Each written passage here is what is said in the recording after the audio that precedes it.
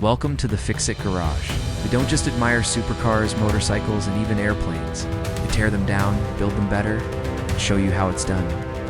Whether you're into luxury builds, savage restorations, or tuning beasts that break necks, this is your pit stop. From Porsche to project bikes to aircraft engines, we give you wrenches, wisdom, and raw engine noise. Today we're taking on a challenge that sounded impossible. We pulled a forgotten motorcycle from a junkyard, a rusted frame, blown engine, and tires that probably hadn't touched pavement in over a decade. Most people would write it off as scrap, not us. The mission: rebuild it from the ground up and push it hard enough to face off against one of the fastest cars on the road, a Ferrari. The rebuild wasn't easy. The engine was cracked, so we swapped in a tuned inline 4 from a sport bike. The carburetors were beyond repair, so we upgraded to a fuel injection system for instant throttle response.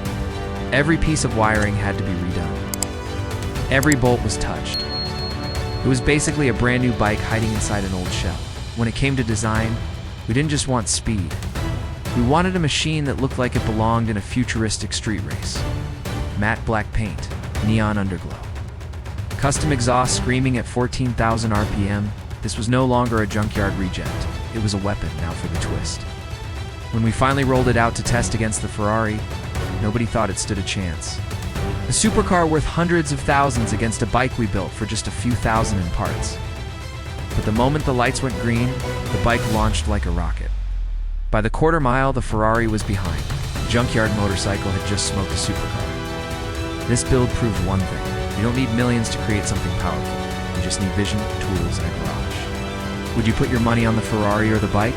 Let us know in the comments. If you want more epic builds and jaw-dropping restorations like this video, subscribe to the Fix-It Garage.